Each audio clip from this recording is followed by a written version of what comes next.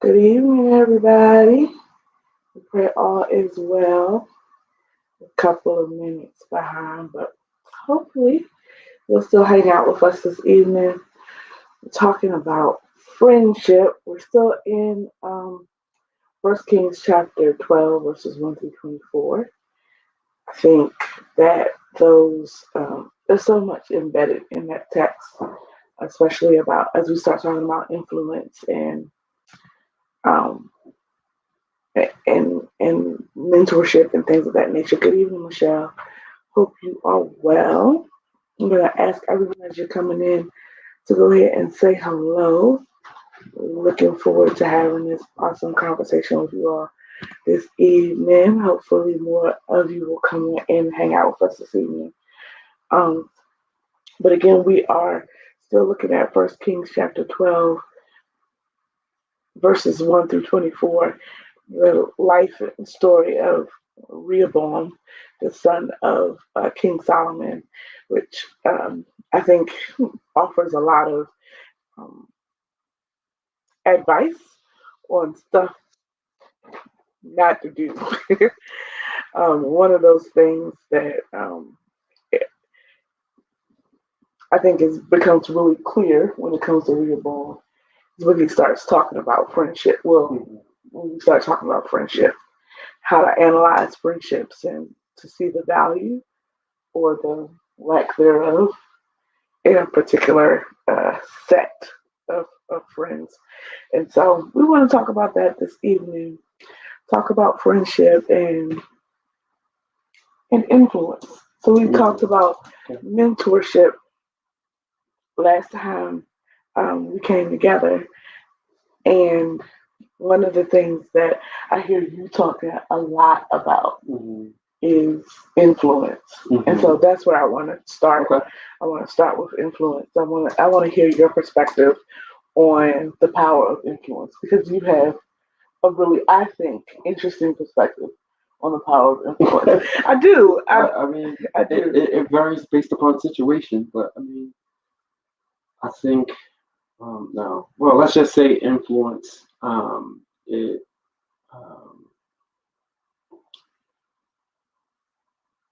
is a very powerful tool that God gives to everyone. It's a talent. It's a gift that everyone has. It can derail someone's life. It can help someone um, reorganize their life. It can um, bring new perspective, also change old perspective. Influence is a very powerful tool, and I believe a lot of people are unaware of their influence and unaware of the power that they have and how they impact people's lives. From little people, when I mean little people, I mean kids, children, to adults. So when we talk about mentorship, influences definitely a large key component in that. And a lot of times I think we look at mentorship as those people who have like rule or authority, but I think we don't all often look at the influence that our friends have and how they actually do provide a type of mentorship. You're right. Because of their influence. And so, if you're influential in a person's life, like you said, it's a powerful tool that can lead you both in a positive as well as a negative direction. Right. So I just found that to be really, really interesting. And I think you see it in the life of Rehoboam, where he has these friends who have more influence in his life than persons with wisdom or with that authority or with with that final say, who you would see as having that final say. It's not them at all. It's his friends that have more of an influence, and I just find that to be um, I find that to be really, really interesting, and also really, I don't want to say dangerous because it's not necessarily dangerous in every situation. Right. I think in some situations when you haven't done the work, Right. it can become dangerous. It definitely become dangerous. With your teaching and me go back and rewatch and you think about something that T.D. Jakes preached about 2 years ago. He was talking about it was one of his leadership summits, and it made me think about this particular story and this particular teaching. And he talked about confidants, Mm, comrades, and constituents. mm, So if we were to apply that same thought here, we would ask the question, where do quote unquote his friends fall into? mm, So he described and gave a definition of comrades, confidants, and constituents. And I think that was going back, re-listening to that and thinking about where I'm at in life and how we could use that teaching to really give a diagnosis of our relationships right mm, now. Because earlier you mentioned influence and mentorship, and sometimes the people we're around can mentor us within while they being friends. mm. So I think when we look at that and then kind of put that on there, it kind of breaks you away from the mentorship and kind of put them in categories based upon what you're attempting to do in your life and what God is asking you to do with your life Mhm. and the responsibility you have while you're living. That's so very true. Yeah, I hadn't thought about that Yeah. at all.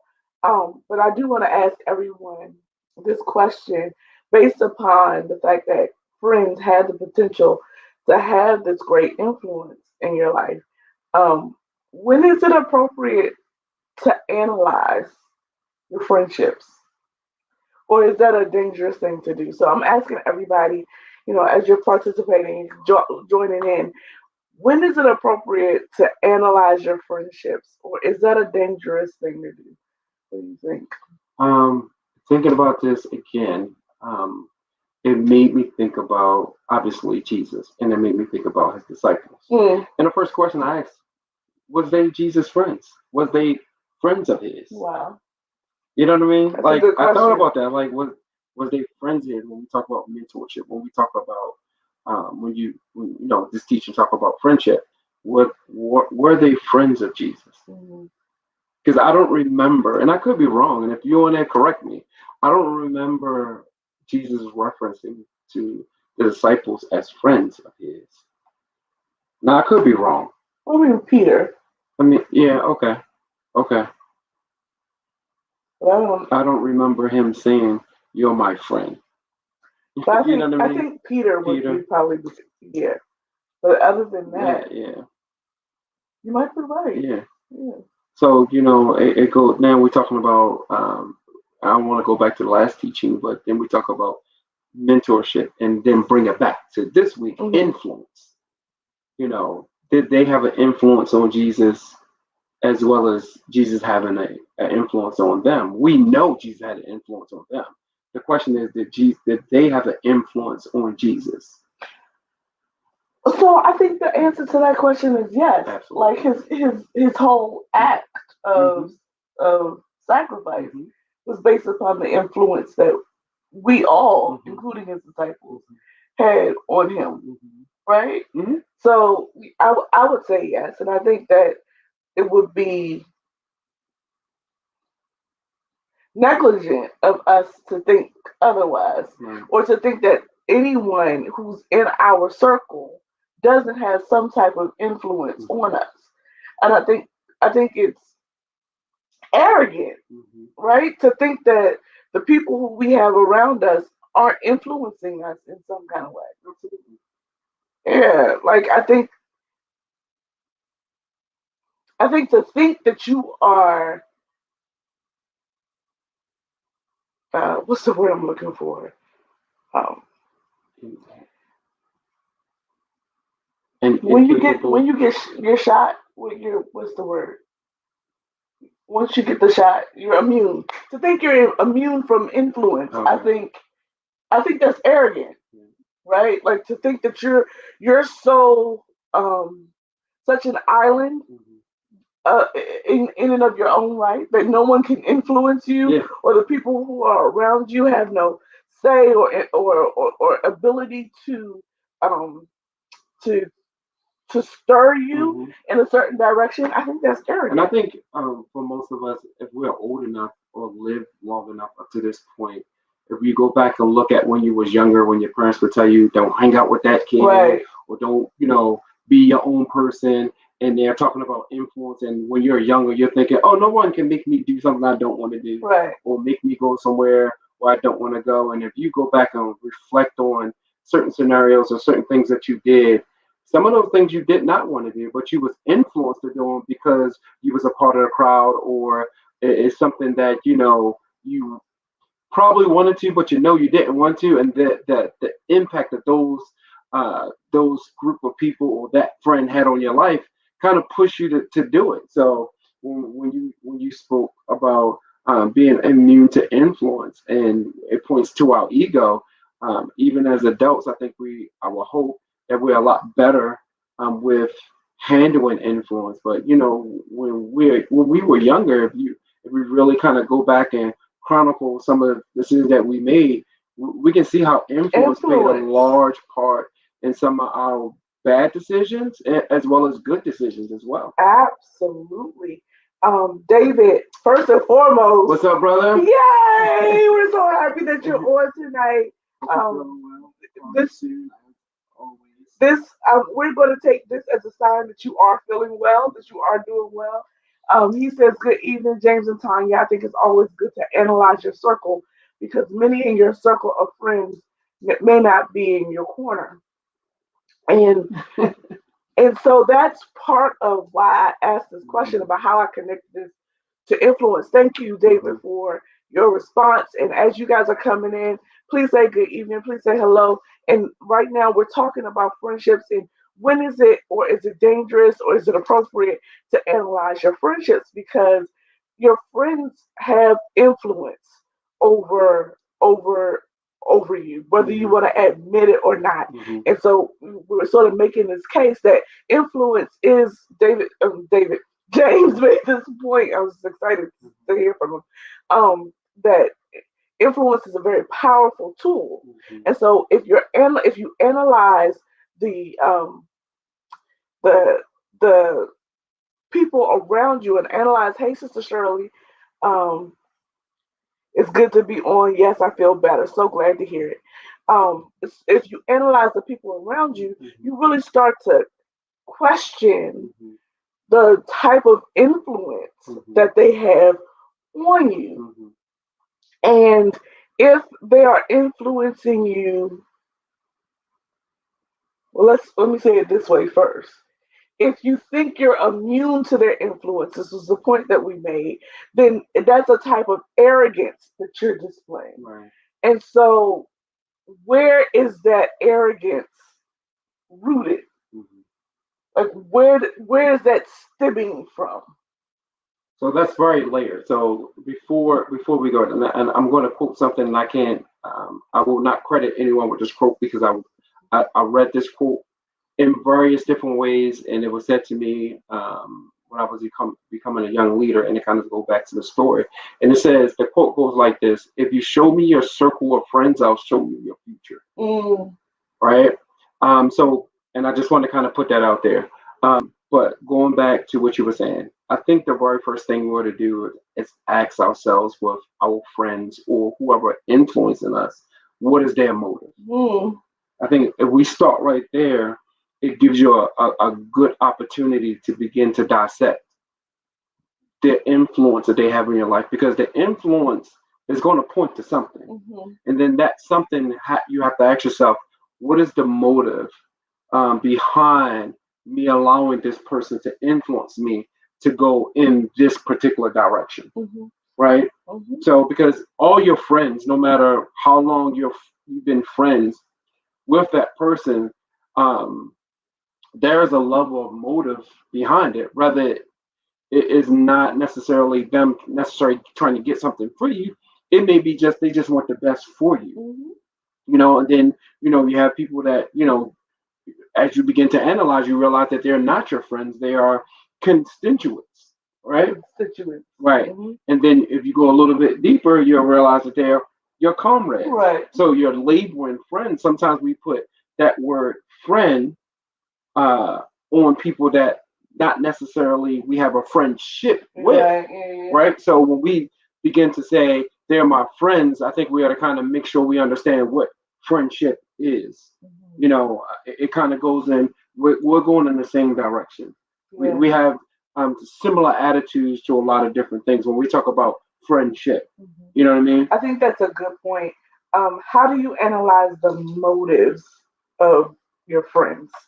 I think if that's a question I want to ask everyone. How do you analyze the motives of your friends? Because I think that that's a really important question.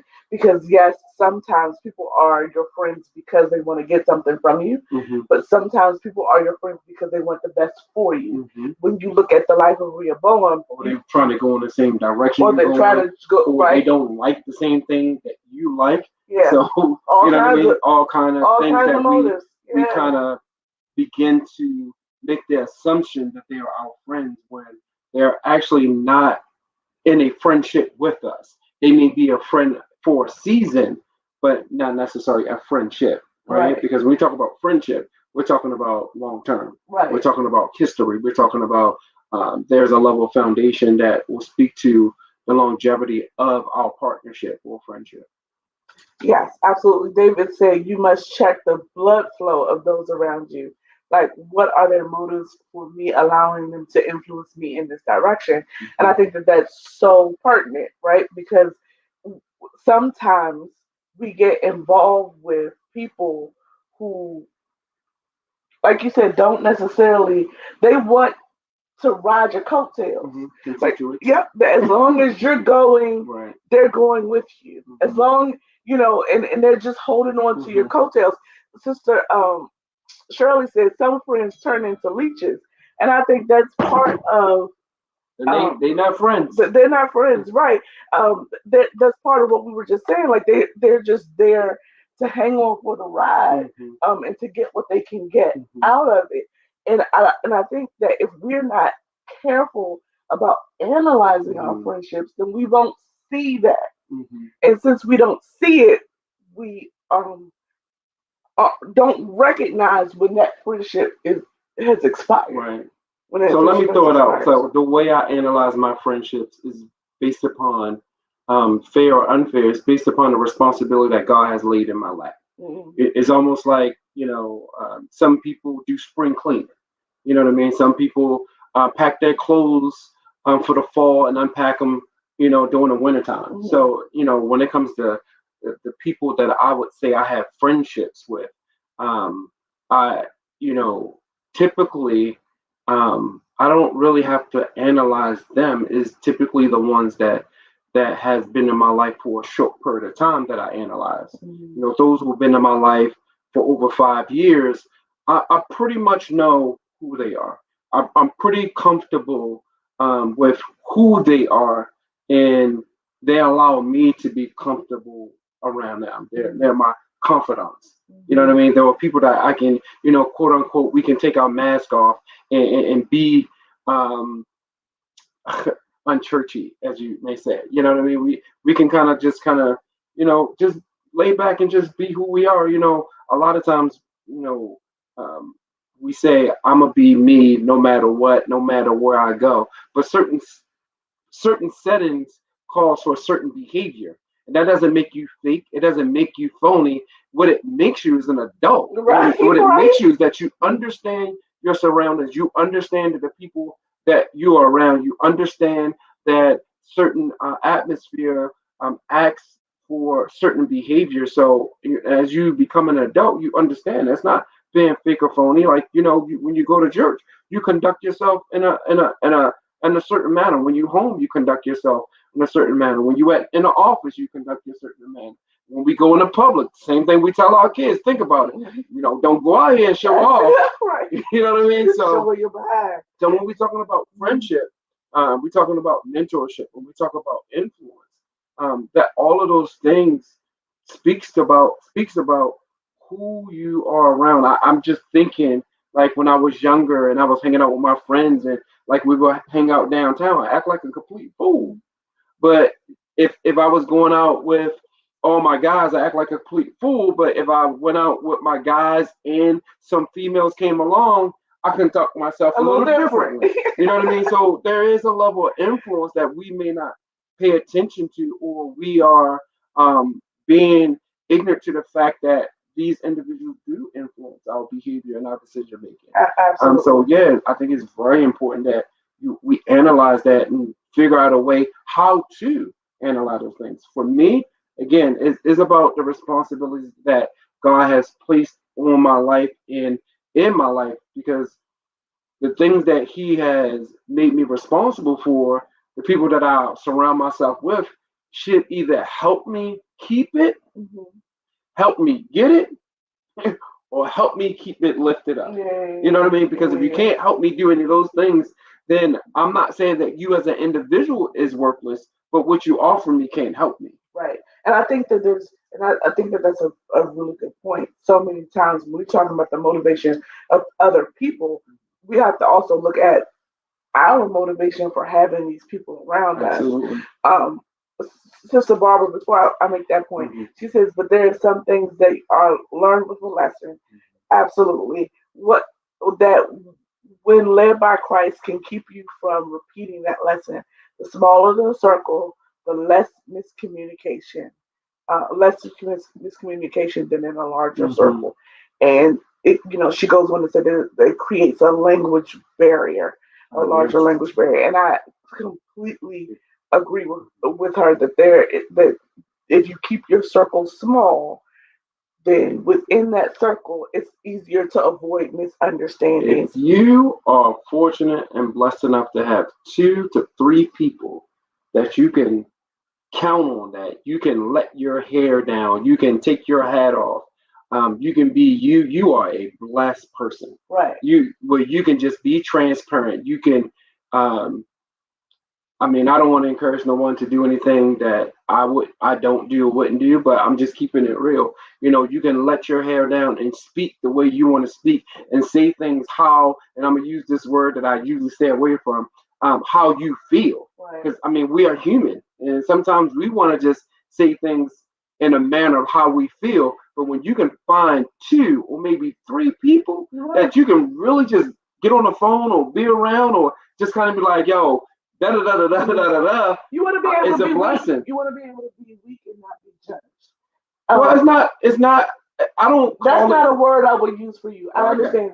I believe a lot of times it's a conscious decision, because we are emotional creatures. I think sometimes as believers we disconnect our feelings and try to mask it with faith behavior, rather than saying I'm a human and I feel this way and I just need to say it this way. Like I know it's wrong. I'm making this conscious decision to say it exactly how I feel, and to have 1 person, 2 people, or 3 people to be able to say it that way is a blessing. It is a huge It's a blessing. I'll say why I say weak, right? Because there is and I understand.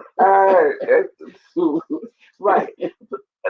For me though, it's everyone says that about me. Tanya, you're so strong. Oh, you're so strong. You made it through this. You're so strong. You made it through that. You're so strong. And I don't want to be strong all the time. I want to be able to be like, I want to be able to go into a corner and cry. I want to be able to say, this hurts, this is heavy, and I want to be able to have this space where I can be weak and it's okay. That it's not such a big deal that in this moment, Tanya is not strong. And so to have those 2 or 3 people to whom you can go to and be like, yo, I'm tired. This is wearing me out. This is making me feel like I just can't go on. Da, da, da, da, da. And they be able to accept that space, because everyone can't accept that about you or me or someone else. Everyone can't accept that, because they're looking at you for leadership, for instruction, for guidance, da, da, da, da, da. And you have a weak moment, and they're like, "Oh, but I thought Jesus was on the main line. Tell them what you want." It's like, yeah, Jesus is on the main line, but I'm tired right now. And that's why I say, if you find 2 or 3, or have 2 or 3 friends, or even 1 friend where you can be vulnerable and be transparent, Right. You're a blessed person. You're a very blessed person. So yeah. Yeah, Sister Shirley said mine is down to two people, hubby and Tanya Howard. Now Tanya Howard is a good friend to have. I'm sure your husband is too. I ain't trying to be up in your marriage, but Tanya Howard, that's a good friend to have. I tell you that much for sure, for certain. But yes, absolutely, you you have to start asking yourself that question when you have a bunch, like Rehoboam had a bunch of people around Hmm. him. Why? Why is it so important to me that I have this uh, crowd of Hmm. people? Hmm. Yeah, I think that's for another day. I think when you start going to that, that's so layered, because sometimes it deals with people insecurity, deals with upbringing, it deals with um, not having the answers, not wanting to do wrong, wanting to be okay. I mean, it's so layered why we have a lot of people around us. But you know, I would say for me, when we talk about having a lot of people, growing up, I had a lot of friends, but when I became an adult, I have to honestly say I did not um, value friendship the way I valued it younger. And as I'm getting older, I've learned that friendships is probably the greatest resource that you can have. And Yeah, I've read many books, a lot of books. But when you have true friendship with someone, is the most probably the most valuable resource you can yeah. have. And So I I've think you're definitely right. made a conscious decision to value the men, and for old friends as well, in my life, and reaching back to some of my friends I grew up in school, and being more intentional about reaching out to them. And I think we're right though. You have to analyze. Like I think there are tons of reasons. Like I think it's really layered, but a lot of times it's insecurity. Mhm. We keep people around us who mean us no good when we feel insecure about where we're going. That too, but also, uh, as well as, we okay to be where we at, and we don't want anyone to push us any further. Mm, You understand? So that's why I say it's very layered. It's a very layered um, conversation when we talk about why we keep large groups, or why do because if some of us be honest, some of the people in our lives don't do us no good. What they do is they let us know that it's okay to be stuck. It's okay to be there. Why? Because you know God has a call in your life. You know God is really ready to elevate you, and you have this desire to be elevated, but this person right here allows you to say it's okay it's to okay be for me to here. stay right here. It's okay. Right. It's all It's right. sort of You know what I what mean? like David, David said, and you can sense you're human. Even Jesus cried out to his father, let, excuse me, let this cup pass, but not as I will, but thy will. And so it's okay. What he's saying is it's okay for me to have this moment of weakness, Hmm. but he cried out to his father. That's the key Hmm. thing. He had this moment of weakness, but he didn't stay there. Correct. Right? And so many times we surround ourselves like Rehoboam did, surrounded himself with yes men Hmm. who not only said it's okay for you to have these feelings, It goes back to but what we were talking about also at the earlier. same time um, allowed him to stay there. They didn't challenge his Why? It goes back to motive. right. When we talk about friendship, when we talk about relationships, we have to ask, what is the motive? Yeah, And it's almost like when we start when we started dating again. Like, what's the motive? Like, what's the purpose? Like, yeah, is the purpose to be friends? Is the purpose to get married? So every relationship has a level of motive. Even with David example, him crying out to the Father. Why? Because it went back to the motive of and the purpose of why he was on earth. He's like, wait a minute, hold up. Wait a minute, let this, nevertheless, let not my will, but your will be done. mm, The motive behind why I'm calling out to the Father. yeah, You know what I mean? absolutely. And so James Jacobs What's says up, brother? our friendship, and thank you so much. Thank you, James.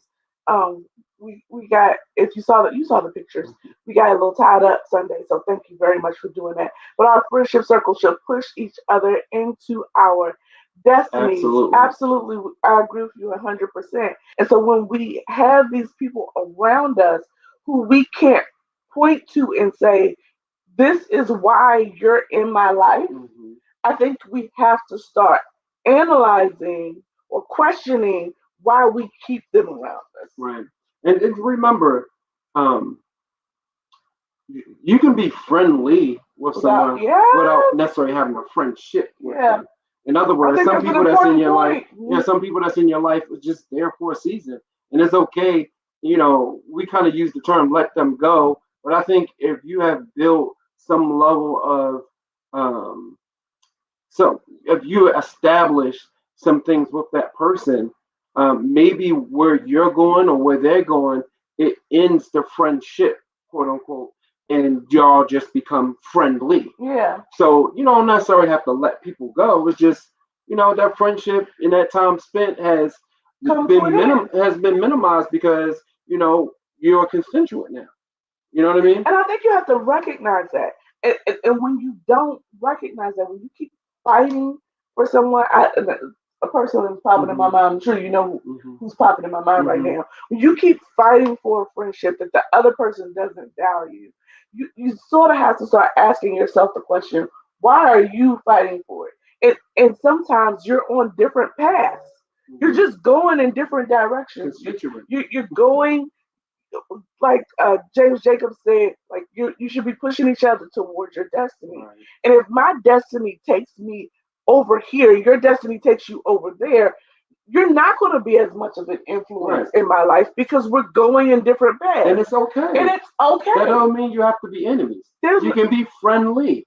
And that's what I was saying, like, because we use this common um, analogy or this common saying of, let them go about their business. But, that is a poor approach to separation. mm, Not every separation when it comes to friendship has to be um, uh, uh, angry or right. bitter or argument. Sometimes, we realize like, we're constituents. So now we had I'm not here for you. You're not here for me. We had a common purpose. We had a common goal. We achieved that goal. Okay. Adios. See you later. It's okay. We can still be friendly. Hey, how you doing? Nice to see you. See you. Well, cool. I mean, we have co-workers. They're constituents. While we was working together, we had a goal. It seemed like we was friends or we had a friendship, but once you left the job, we realized that we was just co-workers. We were just constituents because after you left, we didn't really reach out to each other. It is okay. It's okay. Right. It's all right.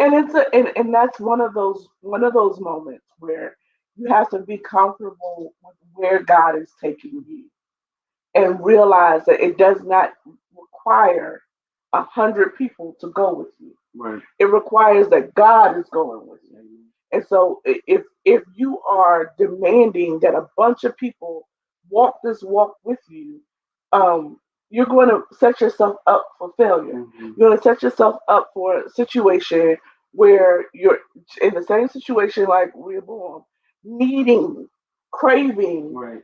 the the approval of all of these people, and they're not capable of giving you that. Yeah. I also just taking what you're saying, when we talk about what God has taken us, I think we're to ask God, what position do I what what position do I function in as I go on this journey? Because sometimes God is taking you somewhere where you have to be a leader. So therefore you may have to walk by yourself. And then sometimes God is taking you somewhere where you have to be a follower. So that means you may have to be behind someone as well as work with others.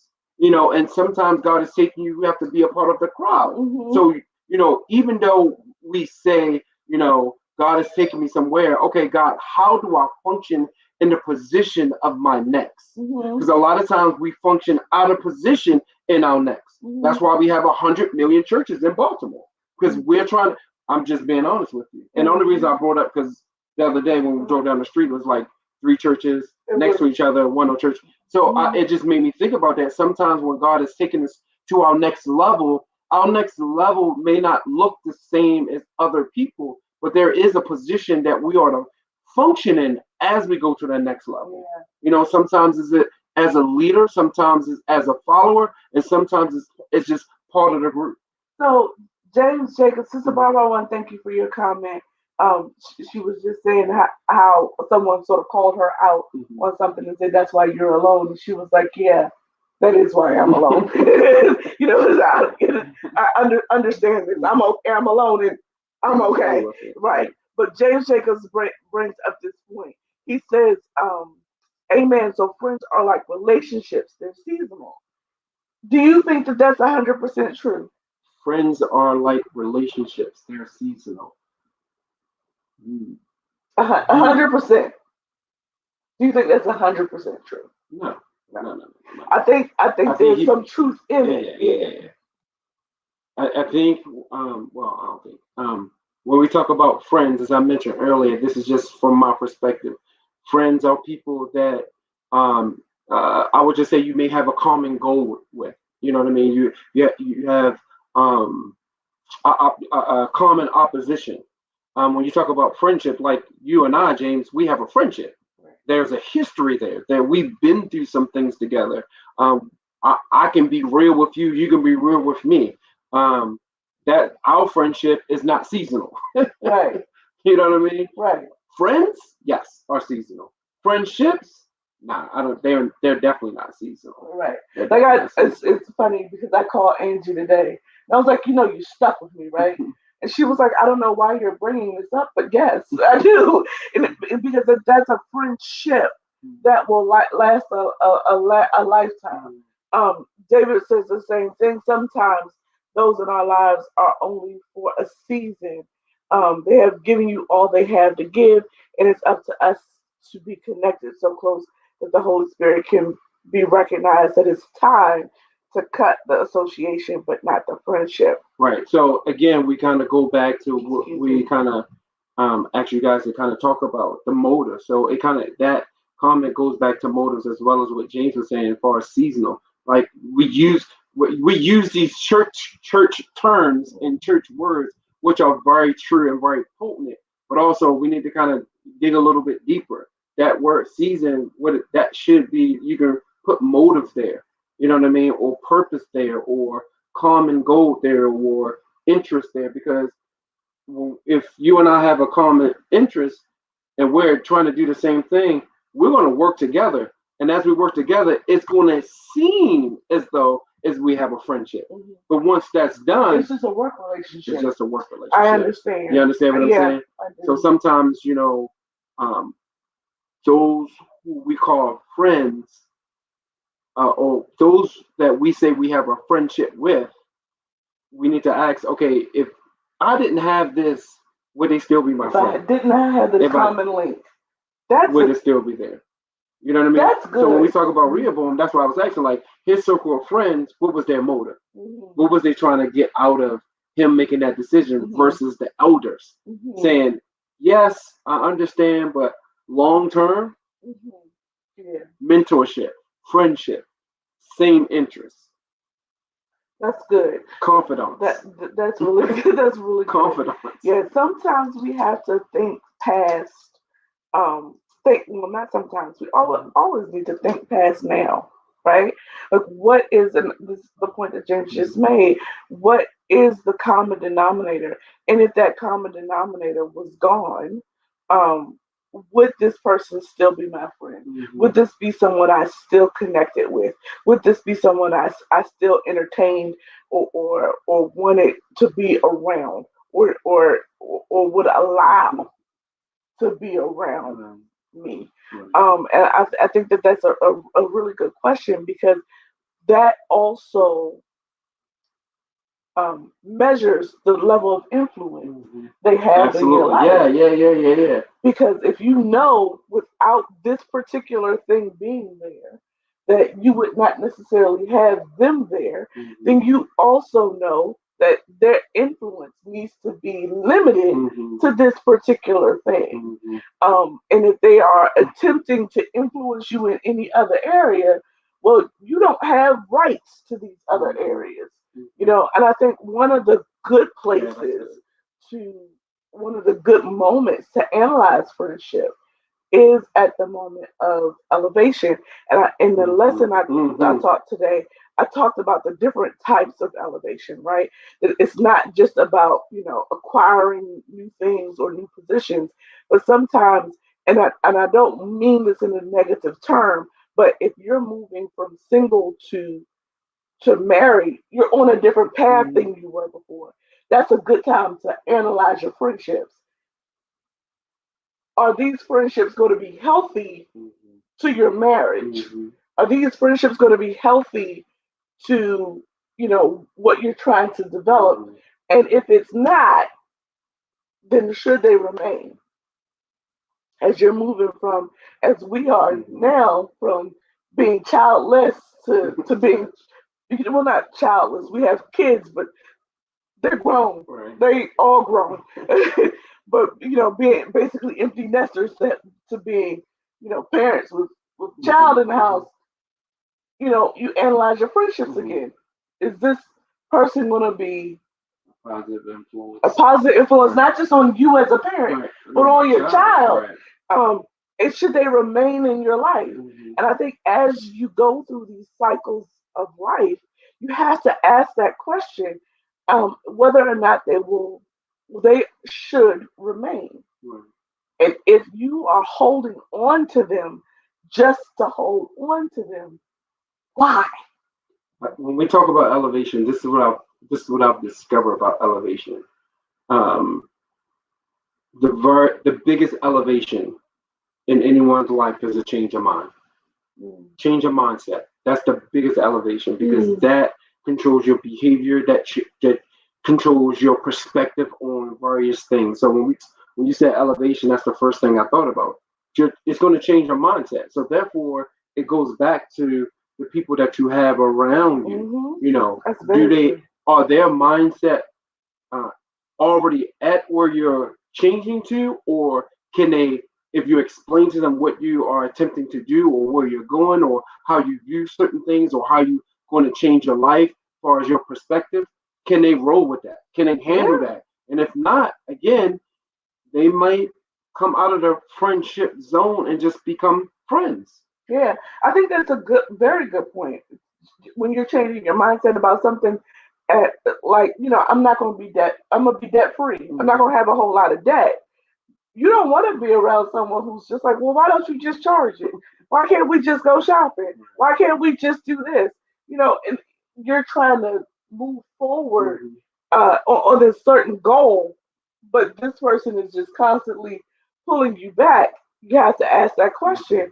Is this a person that needs to remain close to you? And should they have that influence in this season? Sister Barbara said, would you say that most people base friendships on what someone does for them or a common interest? Both. The start of the friendship typically is. Both. Yeah, absolutely. Yeah. I mean, common interest always is an attraction. James, my brother, our common interest was, that military lifestyle, that discipline, that passion to win, that passion to be great, the passion to do great things in our lives. And that's what drew us to each other and helped us remain friends and brothers up into this day. We always want to win. We always want to be great at whatever we do. I mean, I can remember even in school, like I like North Carolina, he liked Duke. And during the 90s, they was the biggest colleges as far as when it comes to basketball. So you can imagine, when Duke and North Carolina played each other, what the house was like. It was crazy because I wanted to win, he wanted to win. So that was a common interest that we have even to this day, that just want to be great at what we do. So yeah. David said, Lord, Tanya, this is a family show. So how do you address the facade of popularity and fame as friendship? And he put it in the church.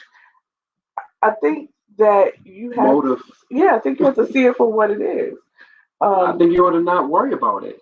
I think when you go to church for you, not for them. You go to church to see your good friend, right. Jesus. Yeah. Go talk to him. Yeah, I think when it comes to the church, if we haven't learned anything over this last year, if you haven't taken the time to ask yourself or question your relationship with God, I think you did your time a little disservice. I'm just being honest. I think if you haven't really measured your relationship with God, because one thing that I said to you, and I said, man, these our church folk out here wilding.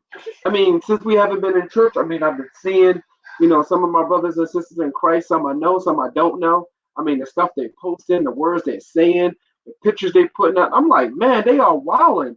And I remember driving and I was praying, and I was quiet, and I was like, man, I think I realized the impact and the influence that church, the gathering of the saints, have on Christians, because there's a level of responsibility that comes when we're away from the church, and that accountability when we come back to church.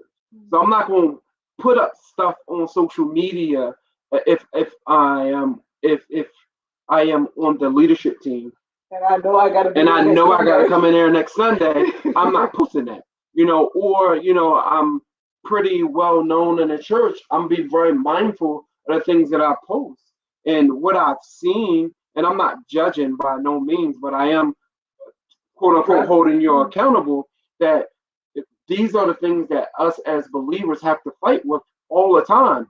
And if you are a believer and people around you know you're a believer, what do you think that putting up pictures and saying those words and putting those type of things up, what do you think that's doing to the testimony of your life, but also to the body of Christ? But here's the other thing too. I think people mistake when it comes to church, or even when it comes, it could be church, it could be on a job, because I experienced it in both scenarios. They mistake having a lot of people around you for all those people being your friends. Correct. Right. Some of those people are there because they have been sent by God to you for you to mentor them, for you to pour into them, for you to invest in them. It's never been meant for them to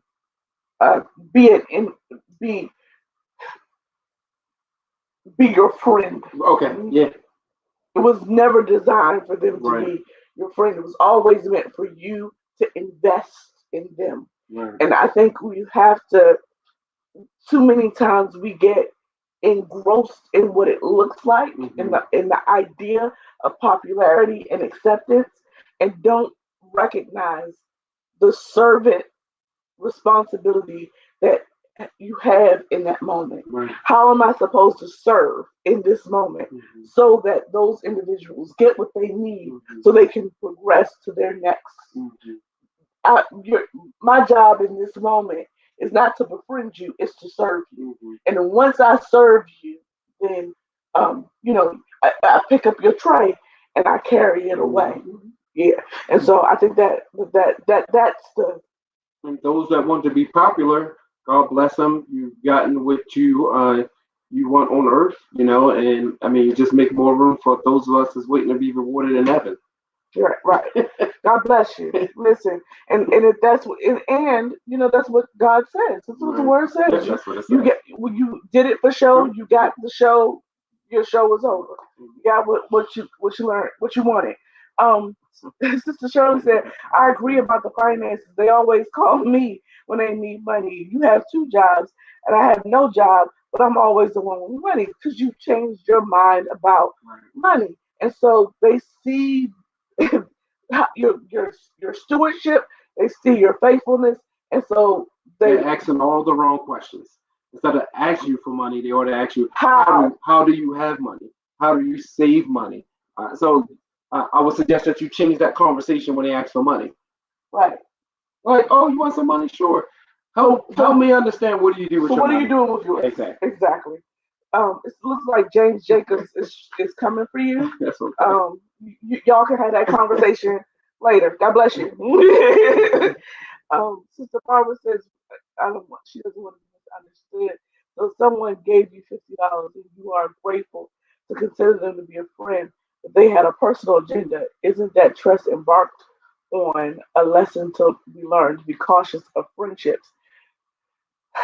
Again, I would always suggest that you ask questions. I think there's nothing wrong with asking questions. If someone just walk up to you and give you $50, if you haven't prayed for that blessing or God put you in a position that you've done something for someone and it's just a return, um, say amen. Or I mean, you can ask like, "What's this $50 for?" Well, They may just want to say, "I just want to bless you."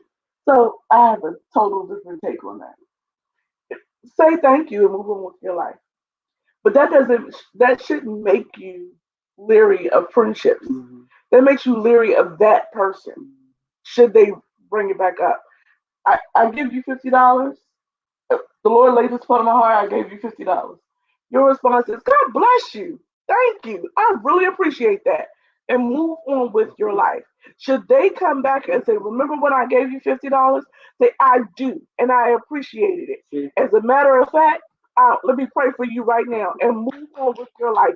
I don't, if that makes you leery of that person, you brought it back up.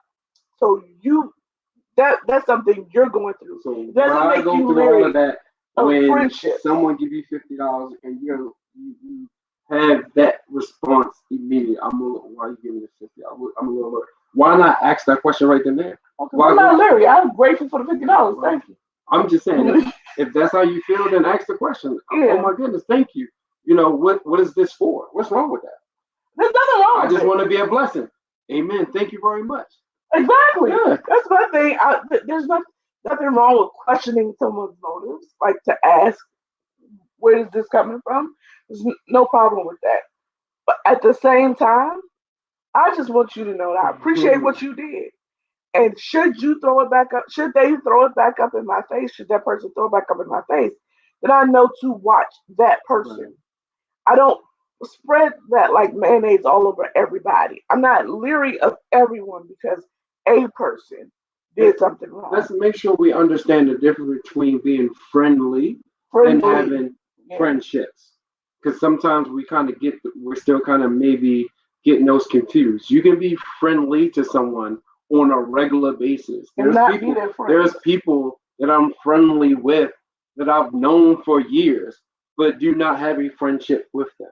So there's people that can be friendly. Like I'm friendly to the homeless people. I'm friendly to the squeegee kids. I keep a couple of dollars on in my car. So when I drive up, even if I don't ask them to clean, even if I don't want them to clean my windows, I'll give them $1. That's me being friendly to them. That doesn't mean that I have a friendship with them.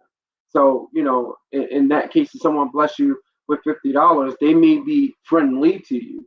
That doesn't mean that because they give you that $50, y'all have a friendship. Right. And that was just a Yeah. moment. And Yeah. again, thank you. Goodbye. Like I appreciate it.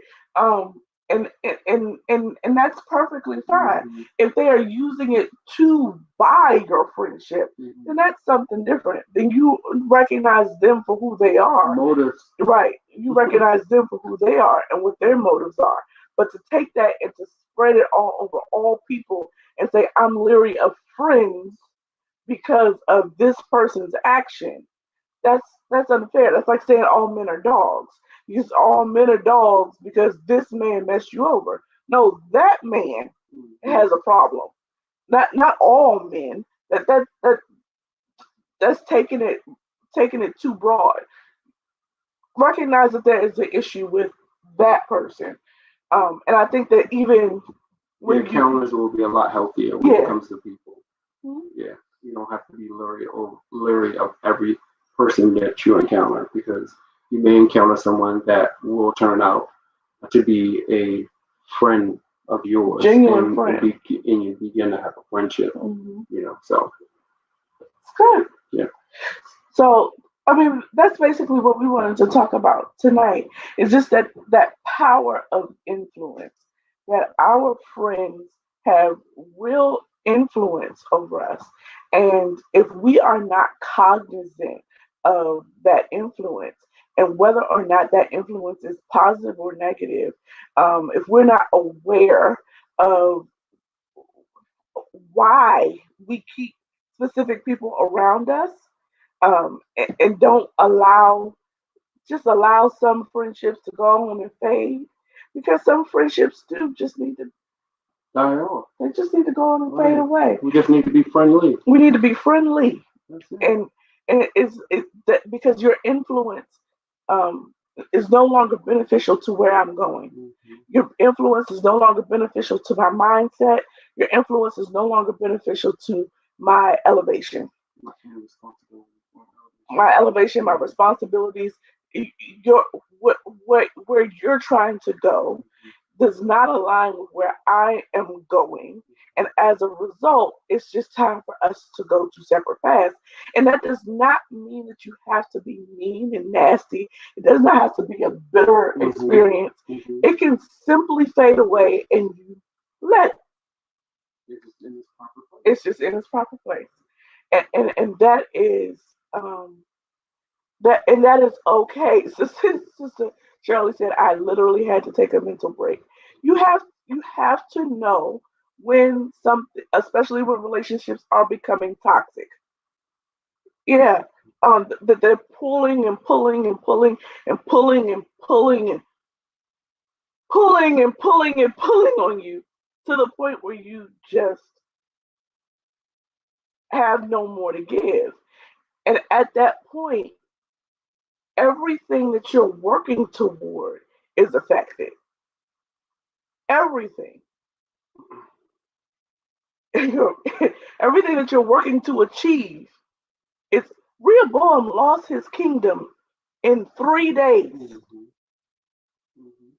3 days because he did not analyze his friendships. He did not take a moment to question why these people were around him, Their motives. question their motives, question the type of influence they had on him.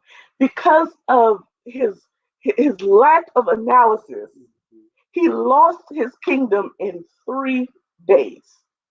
3 days. Inherited one of the greatest kingdoms, one that was desired, Lord. flourished. Everyone wanted this kingdom.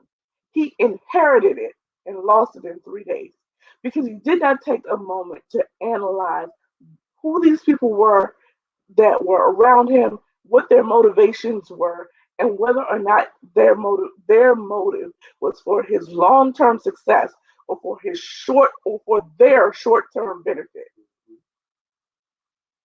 And as a result, he lost everything in 3 days. And so we have this potential that we're moving toward. There's great things in store for us. We're accomplishing great goals, and God is meeting us on level after level after level. But there are people around us who have influence over us. And if we're not analyzing why they're in our circle, what their motive is, and what kind of influence they have on us, we can actually miss our moment of elevation and or lose it in just 3 days. I, Yeah. I ain't losing nothing else. So yeah. Yeah. That's You good. feel that way? Yeah, I think it's always important to uh, evaluate your circle. There's nothing wrong with questioning people that you allow to be in your space.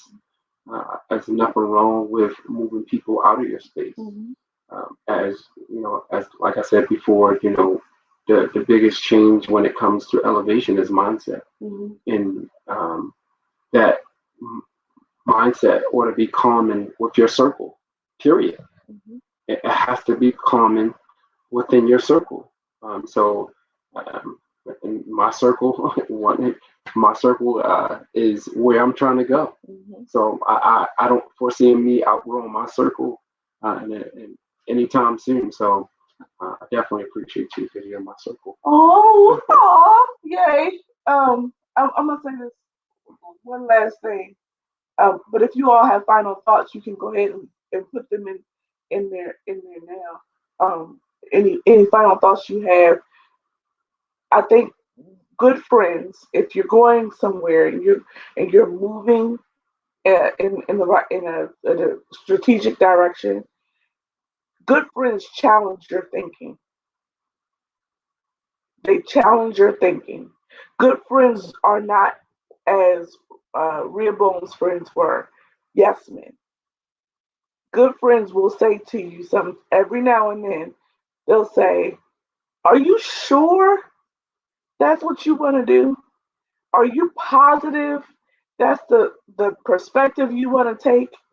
Have you looked at something another way?" And so good friendships are not always comfortable. I think good friendships are sometimes uncomfortable because they make you analyze your own thinking. They make you question your own thinking. And so, good friends are not ones that are just going to say yes because it's convenient to say yes and they want to stay in your good graces. So yes is easy. Good friends will say, I don't think you thought that all the way through. I think maybe you need to I need to go back over that or think about that again or revisit that idea. Good friendships are not always comfortable. And good friends should always inspire you. Absolutely. They should always inspire you. It should be something that I see in your life that Inspires me. inspires me to do something else in mine. Because again, when you think about friendships and you think about those who you call your friends, they are either at a level you're trying to get to or you guys are on the same level. When we talk about finances or we talk about substance or we talk about thinking, you're on that same level or they may be trying to get to that level or they are trying or you trying to get to that level or they're trying to get to that level. They're not stagnant. So yeah. All right, guys. Amen. I think that is all for tonight. Thank you so much for hanging out with us this evening. Thank you. We really do appreciate it, and thank you for participating. Your comments were really great and really beneficial, and helped to keep the conversation going. We love and appreciate you. We'll be on tomorrow morning at 8:25 for prayer. We hope you'll join us for prayer and still out the week. And if you did not get a chance to, please go back and view the blog and the pre-recorded lesson. You can go to graceministries-ex.com, find the blog and our YouTube page. You can see the pre-recorded lesson. It's also been posted on our social media pages. Again, guys, thank you so much for hanging out with us tonight. I hope this conversation was beneficial. And again, this is all based on 1 Kings chapter 12, verses 1 through 24, looking at the life of Rehoboam as he transitioned from the son of a king to the king, and some of the decisions that he makes. Sometimes you can learn a lot from the mistakes of a leader instead of just the greatness of a leader. And I think Rehoboam is one of those cases where you can learn a lot from his mistakes. Mhm. All right, so guys, again, thank you so much for hanging out with us, and we'll see you tomorrow morning at 8:25 a.m. for prayer. Mhm. Any last thoughts? God bless. Choose your friends wisely, and there's nothing wrong with putting them in categories. Bruh. All right, love you guys. Love you guys. Good night. God bless.